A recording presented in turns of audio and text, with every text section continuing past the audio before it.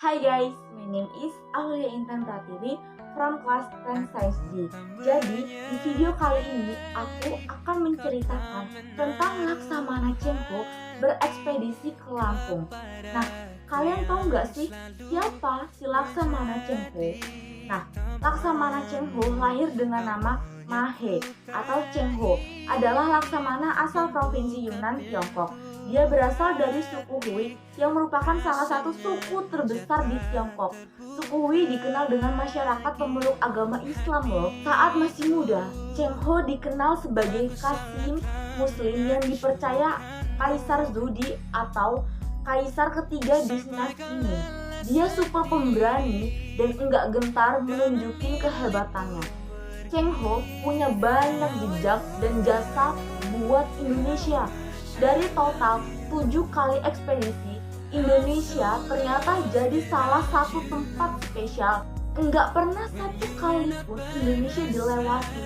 Hal ini juga yang bikin Cheng Ho punya banyak banget jejak sejarah di negeri ini. Salah satu yang paling fenomenal adalah jasanya sebagai salah satu tokoh yang ikut menyebarkan agama Islam di Indonesia. Jejak Cheng Ho di Lampung. Laksamana Cheng Ho susuri Wai Tulang Bawang. Selain melalui jalur budaya, perdagangan juga ikut mewarnai masuknya Islam di Lampung. Salah satu rombongan dari Tiongkok yang dipimpin Laksamana Cheng Ho berniaga dari Palembang dan menyusuri Wai Tulang Bawang.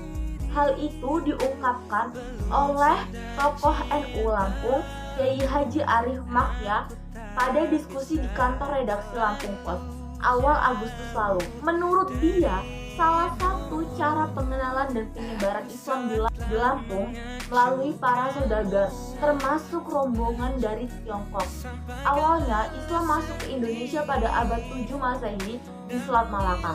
Perdagangan saat itu menghubungkan dinasti Tang di Cina, Sriwijaya di Asia Tenggara, dan Bani Umayyah di Asia Barat. Kerajaan Sriwijaya mempunyai hubungan perdagangan yang sangat baik dengan saudagar dari Cina, India, Arab, dan Madagaskar.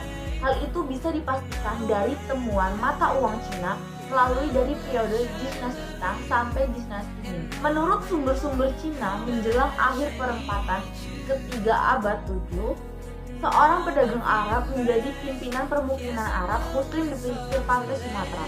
Jalur perdagangan ini kemudian disambung dengan tali perkawinan antara saudagar dan masyarakat setempat, atau bahkan keluarga kerajaan. Dari hasil perkawinan inilah yang membuat perubahan pada kerajaan-kerajaan di Sumatera. Situs-situs sebelum Islam masuk berupa patung-patung sesembahan yang kemudian disingkirkan karena bertentangan dengan ajaran agama Islam. Berbeda dengan kerajaan di Pulau Jawa yang terus mempertahankan benda-benda budayanya, sebab memang Islam masuk sebagai besar melalui jalur budaya. Barulah sekitar abad ke-11 perjalanan Laksamana Cheng Ho memasuki Wai Tulang Bawang dan berinteraksi dengan warga sekitar. Selain itu, juga ada pintu masuk lain, yaitu Pelabuhan Mariani. Terbukti ada beberapa daerah yang dinamai Lawang Tuli di Gedung Waini dari Sultan Batu. Sekian, terima kasih. See you guys.